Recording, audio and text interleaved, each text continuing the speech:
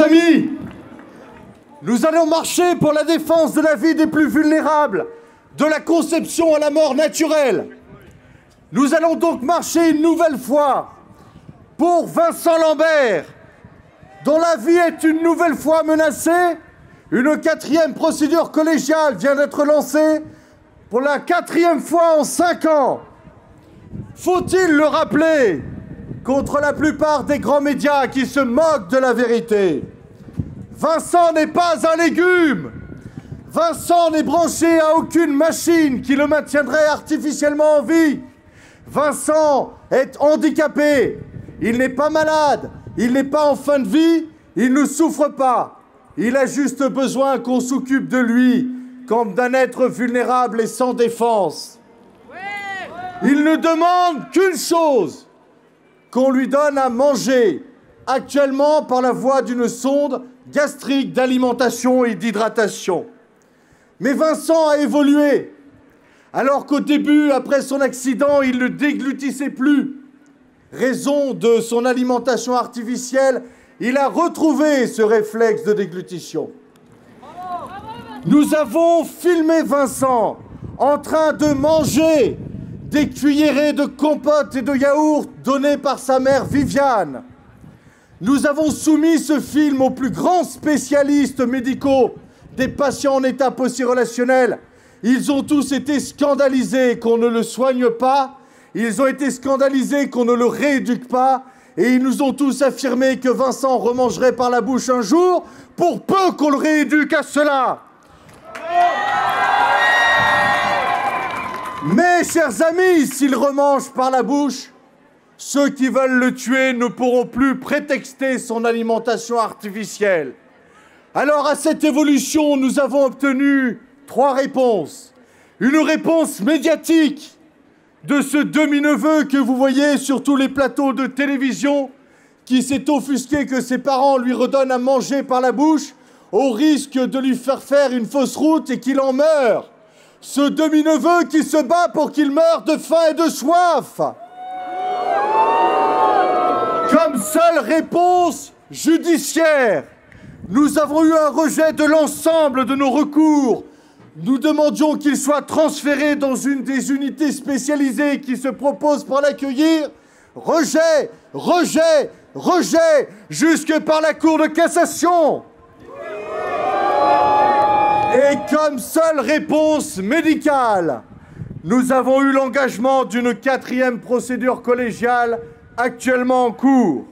Nous sommes soutenus par les plus grands spécialistes médicaux de la question. Nous continuons à nous battre pour que Vincent soit soigné, tandis que d'autres se battent pour qu'il soit tué, avec la complicité des grands médias et malheureusement d'une certaine justice. En attendant, Vincent est toujours enfermé à clé dans sa chambre du CHU de Reims. Mais il faut savoir comment nous en sommes arrivés là. La loi Leonetti de 2005 est née de l'affaire Vincent Humbert. Certains se sont posé la question de savoir comment se débarrasser de certains qui encombrent sans avoir à pousser sur la seringue, et ils ont eu cette idée abominable, dire que donner à boire et à manger par voie artificielle était une technique de réanimation médicale qu'on pouvait arrêter. Comme un nourrisson qu'on laisserait sans nourriture dans son lit à barreaux. Et pour le justifier, ils ont posé un jugement sur le sens de la vie des plus vulnérables, et ils ont même présumé, c'est écrit dans la loi et dans les motifs de la loi de 2015, ils ont présumé que ces patients ne voulaient pas vivre. Car ces gens qui veulent la mort de Vincent Lambert sont des hypocrites. Ils ne veulent pas pousser sur la seringue, c'est trop sale. Mais voir mourir de faim et de soif, c'est tellement plus fascinant et réconfortant pour leur conscience. La première application de la loi Leonetti date de 2005. Hervé Pierrat, sur son lit d'hôpital, à qui on aura arrêté l'alimentation et l'hydratation artificielle et qui sera mort en 6 jours d'agonie parcourue d'atroces convulsions.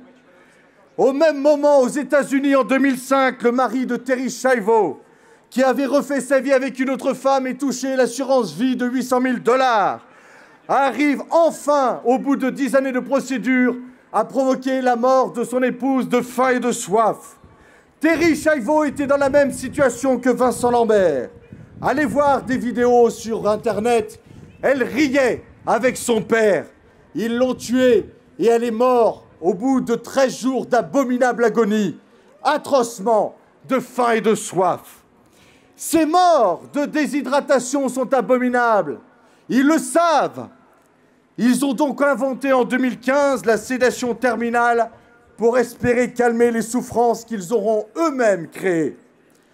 Jean Leonetti lui-même a revendiqué depuis 2005 plus de 70 000 arrêts de traitement sur des personnes hors d'état d'exprimer leur volonté. 21 par jour. Parmi eux, combien de Vincent Lambert? Combien de Terri Schiavo?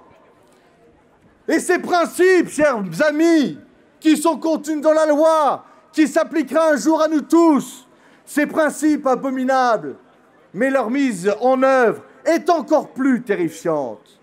Depuis la loi Leonetti de 2015, les médecins décident seuls. Le médecin écartera vos directives anticipées s'il les décide inappropriées.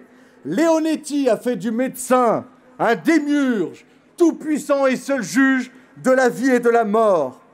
Même contre les directives anticipées, je vous l'ai dit, mais même s'agissant d'un enfant mineur, qu'il ait 2 mois ou 14 ans, contre la volonté de ses parents.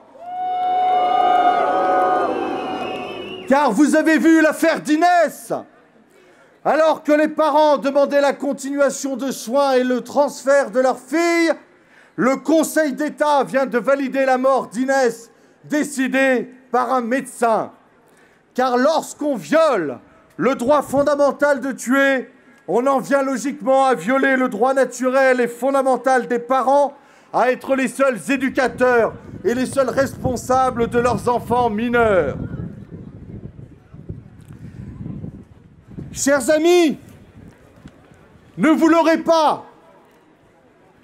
Aujourd'hui, vous marchez contre l'avortement, vous marchez pour Vincent Lambert, mais nous serons tous concernés. Et le Conseil d'État vient de le dire avec une grande violence. Parents, taisez-vous! Vous n'êtes plus rien, c'est la loi! La voilà, la sombre barbarie qui avance en robe noire et en blouse blanche. Désormais, les médecins et les juges prendront votre enfant en otage et décideront à votre place s'il doit vivre ou mourir. Mais parce qu'il faut garder l'espérance, la majorité des soignants sont terrorisés. Ils n'en veulent pas car leurs mains sont faites pour soigner et non pour tuer. Des représentants de ces soignants sont là aujourd'hui, avec nous, emmenés par Odile Guinepin, en première ligne de ce cortège qui va démarrer. Rendez-leur hommage. Acclamez-les. Car ils sont désormais nos seuls anges gardiens. Que ces soignants que nous saluons rappellent aux médecins dénaturés par la loi Leonetti, qu'ils leur rappellent l'antique et si actuel serment d'Hippocrate, qui condamne ceux qui l'ont transformé en serment d'hypocrite, ceux-là même qui n'ont gardé de leur caducée que le serpent. Je ferai tout pour soulager les souffrances. Je ne prolongerai pas abusivement les agonies. Je ne provoquerai jamais la mort délibérément. Que les hommes et mes confrères m'accordent leur estime si je suis fidèle à mes promesses, que je sois déshonoré et méprisé si j'y manque. C'est un combat de civilisation qui résonne depuis 2500 ans. C'est notre combat!